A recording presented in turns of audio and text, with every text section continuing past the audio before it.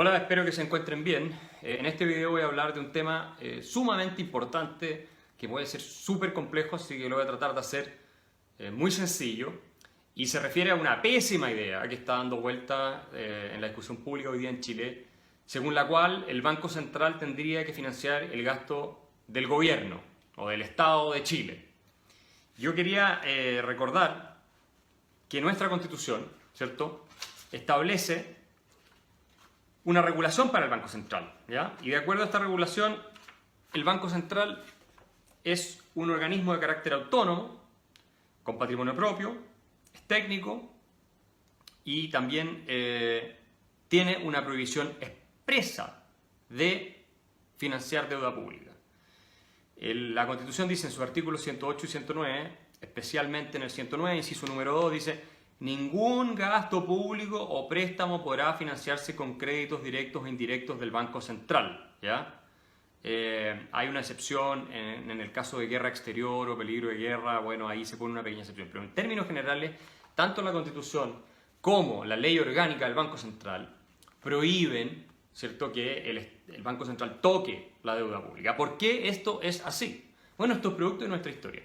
Durante buena parte del siglo XX, Chile, que fue un país tremendamente pobre y subdesarrollado, tuvo tasas de inflación crónicas de 2 dígitos o más. No era raro tener tasas de inflación de 50, 30, 60, 70, 80, hasta 100%, que arruinaban por completo la capacidad de adquirir bienes y servicios por parte de la ciudadanía, especialmente de los más pobres. De hecho, en la década del 50, Carlos Ibáñez del Campo convoca una misión de economistas extranjeros, la famosa misión Klein-Sachs, ¿cierto? Desesperado por la inestabilidad social que, entre otras cosas, producía la permanente inflación que el excesivo gasto público, financiado monetariamente con impresión de dinero por el Banco Central, estaba produciendo. ¿No es cierto? En la década del 70, a los principios de los 70, con el gobierno marxista de la Unidad Popular, esto se lleva a un extremo. Y, por supuesto, Salvador Allende utiliza el Banco Central para financiar e imprimir a destajo, y tenemos una inflación que supera el 600% anualizada el año 73. Y fue una de las razones por las cuales se derrumbó la democracia en Chile. La destrucción económica, que entre otras cosas se derivó de esto que la Constitución prohíbe hoy día. Gracias a esta regulación que tenemos del Banco Central, es que Chile se ha convertido en un ejemplo de política monetaria a nivel mundial. Nosotros tenemos el periodo de mayor prosperidad desde que se hicieron una serie de reformas económicas, pero entre otras, el Banco Central es realmente independiente, autónomo y no está obligado, es más, tiene prohibido financiar deuda pública. A ver, expliquemos cómo se produce este fenómeno inflacionario a través de la monetización de la deuda pública y por qué es tan pernicioso y es una forma al final de robo indirecto a las personas. Creo que un ejemplo va a servir en este caso. Todos los seres humanos, si queremos vivir, podemos vivir básicamente de dos maneras. O trabajamos nosotros y producimos lo que necesitamos, ¿cierto?, y lo intercambiamos en el mercado, pero producimos, o vivimos a costillas de otros. O sea, podemos o robar o podemos recibir donaciones y entonces no tenemos que trabajar nosotros. Pero si no recibimos ni donaciones ni robamos, tenemos nosotros que producir. El mercado es un sistema en el cual yo voy a trabajar todos los días, produzco algo, ¿cierto? Eso que produzco yo lo ofrezco, la gente lo quiere y por lo tanto me paga algo a cambio. Y yo con eso que recibí compro otras cosas, ¿ya? Antiguamente se usaba el trueque. El agricultor sembraba trigo y iba y le cambiaba un quintal de trigo por un par de kilos de pescado al pescador, porque necesitaba pescado y el otro necesitaba trigo. Ahora, este es un sistema súper ineficiente, súper complejo, hay varios problemas con el trueque. Entonces el dinero evolutivamente surge para resolver esos problemas. El dinero no es un fin en sí mismo, es un medio de intercambio, ¿no es cierto?, indirecto, que permite que la economía se complejice y se hiperespecialice, ¿ya? Sin dinero viviríamos todavía en una época prácticamente prehistórica, no podríamos funcionar en una economía moderna, ¿ya? Entonces lo primero es eso, ¿ya? Entonces, ¿qué pasa? Yo, si voy a comprar en un supermercado, es porque yo produje algo antes. Yo incrementé el stock de riqueza de la sociedad. Produje bienes o servicios. Los produzco y entonces con esa plata que yo gané, porque la gente quiere lo que estoy produciendo, obviamente si produzco algo que nadie quiere es lo mismo que no producir nada, bueno, yo voy y compro en el supermercado, ¿ok? Ya. Ahora imaginémonos que somos lo suficientemente pillos para inventar una máquina que fabrica dinero, que imprime billetes. Entonces yo digo, ¿sabes que ya no necesito trabajar porque acá puedo imprimir todos los billetes que quiera?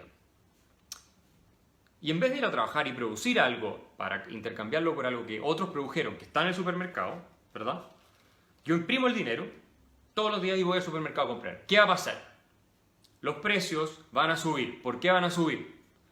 Porque yo tengo ahora más dinero, más unidades monetarias circulando en la economía. La producción se mantuvo constante, incluso puede haber bajado un poco porque yo ya no estoy produciendo, pero supongamos que la producción se mantuvo constante y por tanto más dinero persiguiendo la misma cantidad de bienes y servicios. En el caso del supermercado, lo que ofrece el supermercado, los precios van a subir, ¿ya? Pero yo voy a poder hacerme de los precios, digamos, de los bienes antes de que los precios hayan subido. Y como puedo imprimir siempre más, incluso si suben, puedo ir cada vez con más dinero a comprar más, entonces los precios van a seguir subiendo. ¿Cuál es la consecuencia para el resto, para los que sí están trabajando pero no tienen la máquina para imprimir billetes? La consecuencia es que cuando ellos vayan a comprar, se van a encontrar con que los precios han subido, con que todo es más caro, pero ellos siguen ganando exactamente lo mismo. Entonces va a pasar que su poder adquisitivo, la cantidad de cosas que pueden comprar con lo que ellos ganan, es menos.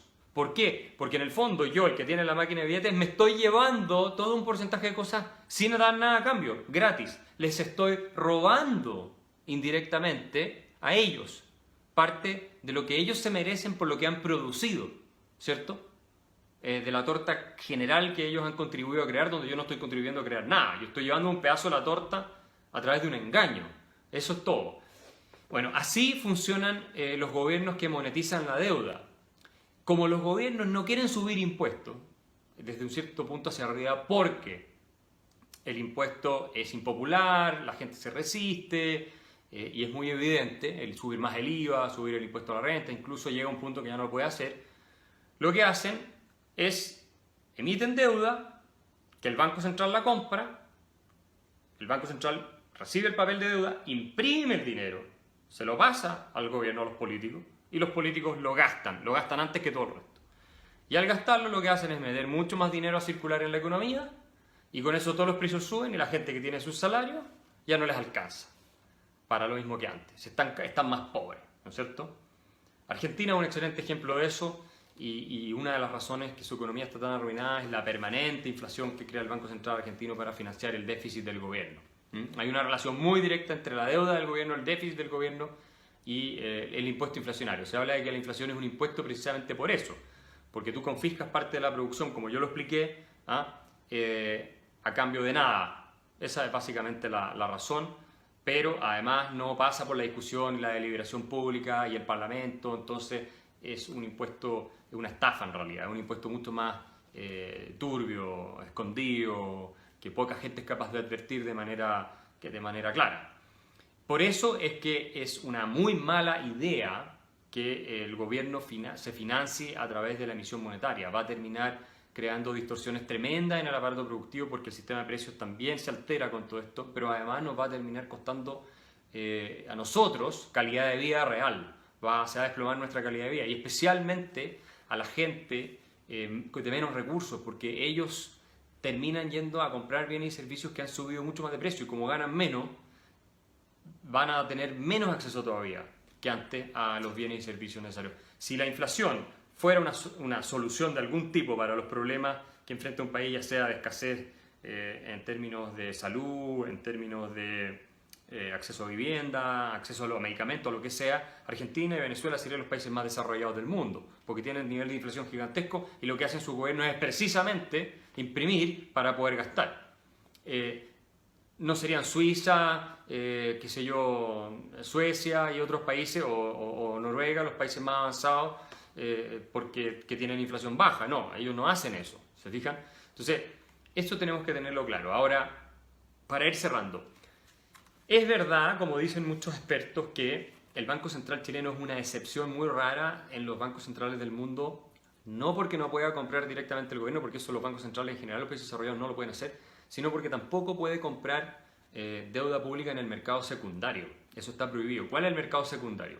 En vez de ir y comprar directamente el gobierno, el Banco Central va y compra de alguien que le compró antes al gobierno. Un banco le compró al gobierno un bono de deuda para un inversionista y ese bono está en el mercado y el Banco Central va y le compra ese bono al banco y lo tiene en su balance, imprime la plata, se la pasa al banco.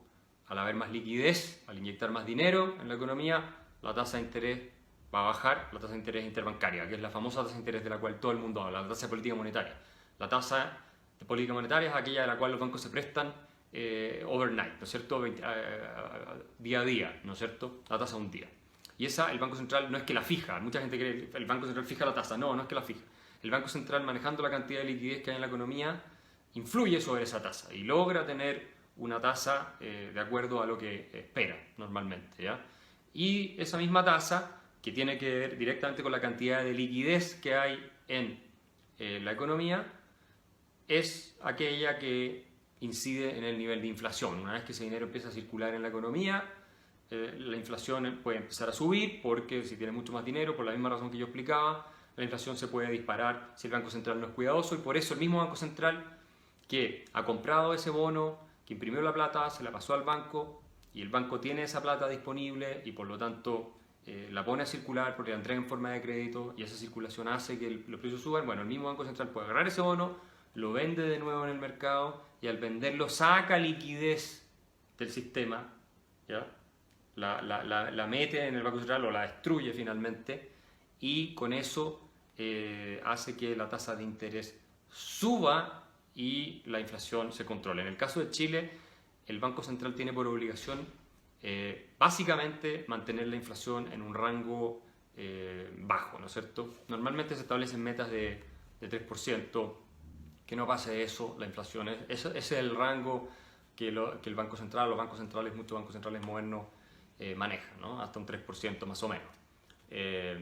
Y no tiene, como sí tiene el Banco Central de Estados Unidos, por ejemplo, además el mandato de procurar que haya empleo, que es una cosa que no tiene ningún sentido y es uno de los grandes errores de la estructura del Banco Central en Estados Unidos, tener que preocuparse además del empleo, politiza muchísimo más a la Reserva Federal, que es como se llama el Banco Central allá, y la ha sometido a todo tipo de juegos políticos que han terminado siendo muy malos y muy negativos para ese banco. Ahora, en Chile se está proponiendo por parte de expertos que el Banco Central pueda comprar estos bonos del gobierno, por lo menos en el mercado secundario, cuando ya ha pasado el filtro del mercado, entonces si no, una cosa desordenada completa, para poder hacer política monetaria, inyectar más liquidez, que es como lo hacen en Estados Unidos, lo hacen en otras partes del mundo. Bueno, es técnicamente un argumento con mucho sentido. El problema es que eso requiere de que los estatutos del Banco Central, tanto constitucionales como la ley orgánica, vayan al Parlamento.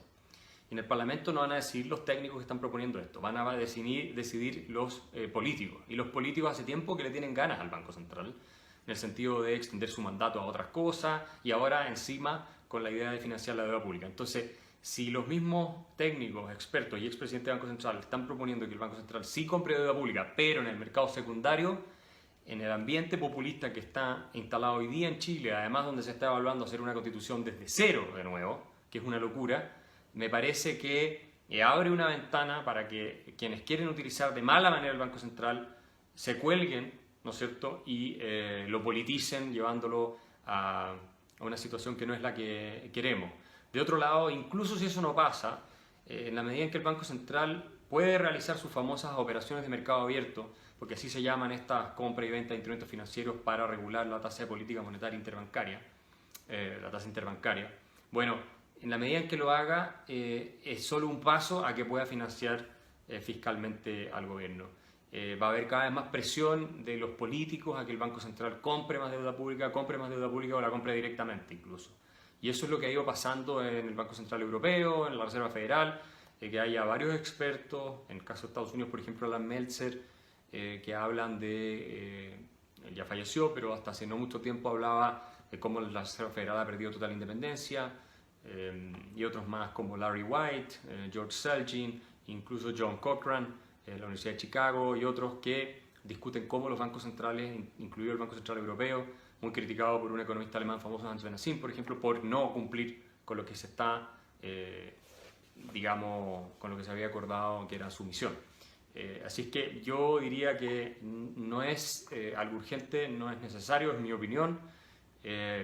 Eso de que el Banco Central tenga que entrar ahora a poder realizar operaciones de mercado abierto. Llevamos 30 años o más con este Banco Central en las condiciones actuales y ha sido bastante exitoso, por no decir impecable, ejemplar, y no es el momento, me parece a mí, de entrar a cuestionar su configuración, porque lo que sea que salga de ahí, temo que no va a ser lo que los expertos esperan y probablemente nos ponga en un camino del cual nos vamos a arrepentir. Y si Chile pierde lo último que le va quedando, que es estabilidad monetaria, porque ya no tenemos crecimiento económico por las reformas desastrosas que hemos hecho, no tenemos orden público porque el Estado de Derecho ha colapsado, y eso va a volver después que pase la emergencia del coronavirus, y además después ya no tenemos control inflacionario, este país se convierte en una nación del tercer mundo absolutamente. O sea, ya se acabó definitivamente el Chile exitoso y próspero que hemos conocido, y la imagen y reputación internacional de nuestro país se va a ir todavía más al fondo del basurero.